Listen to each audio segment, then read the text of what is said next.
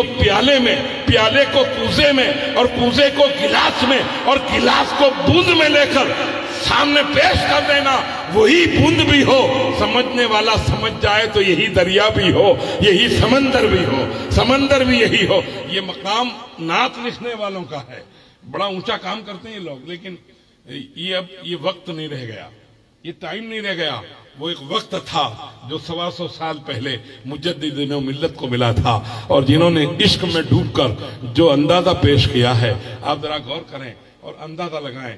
ایمان دیکھیے اعلیٰ حضرت کا ایمان۔ آپ پہلی بار جب حج کے لیے جا رہے تھے تو جہاز میں آپ سفر کر رہے تھے، غالباً 30 کے 35 سال کا آپ کا عمر رہی آپ کی۔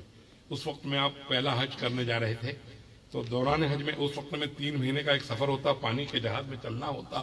اب اس وقت میں یہ جہاز میں بیٹھے ہوئے تھے، اور جہاز کے کپتان نے اچانک اعلان کر دیا کہ بھئی جہاز خطرے میں ہے، اب آپ سب کفن باندھ دو سر پہ۔ تو اب کوئی وصیت بھی کریں تو کس کو کریں؟ حجیانی سامنے بیٹھے تھے، لیکن حجیانی بھی تو ساتھ میں ہی ڈوبیں گے نا۔ اب تو یہاں کوئی بچنے والا ہوگا تو اس کو وصیت کی جائے۔ اب سب پریشان، بولے جو کھانا ہے وہ کھا لو، لیکن کون کیا کھائے؟ مرنے کی بات سننے کے بعد کسی کو کھانا اچھا لگتا ہے کیا؟ کھانا اچھا لگتا ہے؟ نہیں لگ سکتا۔ بڑی پریشانی۔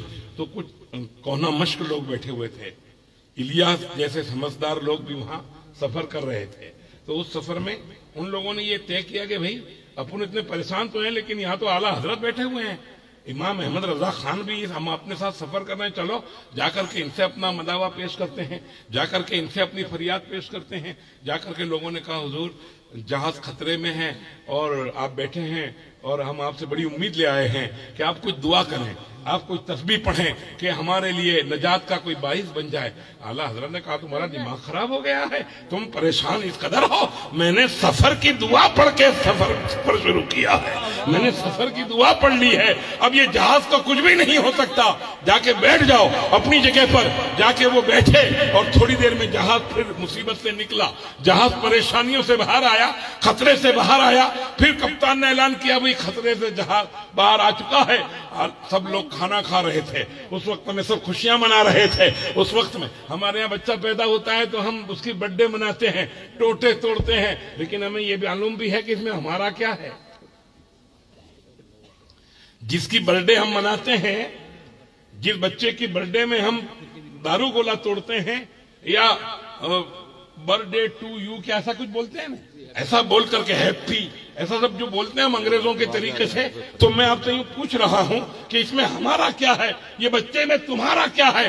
تمہارا جو ہے وہ بھی ناپاک نطفہ ہے، تمہارا جو ہے وہ بھی ایک بلد ہے، اس کے علاوہ تمہارا کوئی بلڈنگ تو اس میں پھنسی نہیں ہے، اس میں کوئی تمہاری جائیداد تو پھنسی نہیں ہے، اس میں کوئی تمہارا پیسہ تو لٹ نہیں گیا کہ آپ نے اس کو بڑی محنت سے بنایا ہو، یہ تو اللہ نے کرم کیا اور تمہیں شہزادہ عطا کر دیا۔ تو آپ برتھ ڈے پیدا ہونے والے کی مناتے ہو، آپ کو تو اللہ کا ذکر کرنا چاہیے جس نے تمہیں عطا کیا۔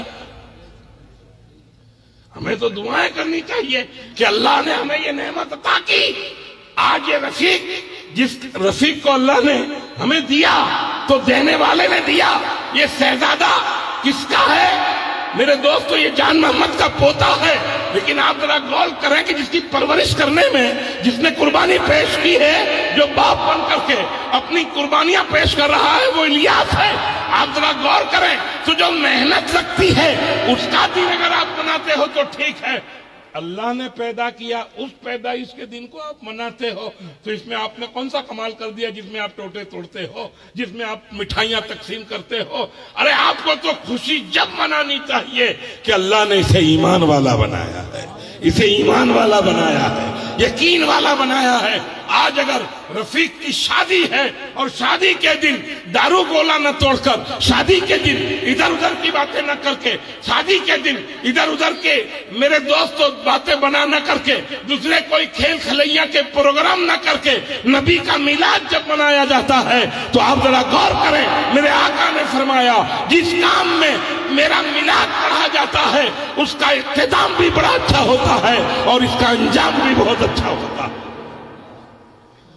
آغاز جس کا نبی کے نور سے ہو، انجام بھی اس کا نبی کی سنتوں پر ہوتا ہے۔ یہ سب چیزوں کو سوچنے کی مسلمانوں کو بہت ضرورت ہے۔ لیکن مسلمان اس چیز کا خیال نہیں کرتے. ابھی اپنے بیٹے کی برتھ ڈے مناتے ہیں لیکن ان کو معلوم نہیں ہے یہ بڑا ہونے کے بعد دارودیا نکلے گا کہ جگاریا نکلے گا کہ یہ تمہارے مرنے کے بعد تمہاری ملکت کو نیلام کرے گا. تمہیں تو دعائیں یہ کرنی چاہیے تھی کہ اس کی پیدائش کی رات کو آپ جشن مناتے, آپ پوری رات جگتے, 100 رکعت نماز نفل پڑھتے اور اللہ سے عرض کرتے مولا تو نے جیسا دیا ہے ایسا تیرے نبی کا امتی سے بنا دے, ایسا تو نبی کا چاہنے والا بنا دے, ایسا نبی کا عاشق بنا دے, ایسا حسین کا دیوانہ بنا دے, ایسا خواجہ کا عقیدت مند بنا دے اور ایسا ماں باپ کا وفادار بنا دے کہ حسین کربلا میں جائیں تو ماں کو نہ چھوڑیں, ایسا زندگی بھر یہ بچہ ہمیں نہ چھوڑے, ایسا تو بنا دے. اگر یہ بنے گا تو چھٹ جائے گا اور تو بنے گا تو حسین کے قدموں پہ نظر آئے گا. یہ چیزیں ہمارے اندر نہیں ہیں اور اس کو لانے کی بہت ضرورت ہے. اور ہم اچھے لائن پہ نہیں آتے تھے لیکن اب غیروں نے ہم کو اچھی لائن پہ لانے کی دعوت دی ہے. ابھی تک تو مولوی کہتے تھے, ابھی تک تو آپ کو اور ہم کو مولانا تقریروں میں سمجھا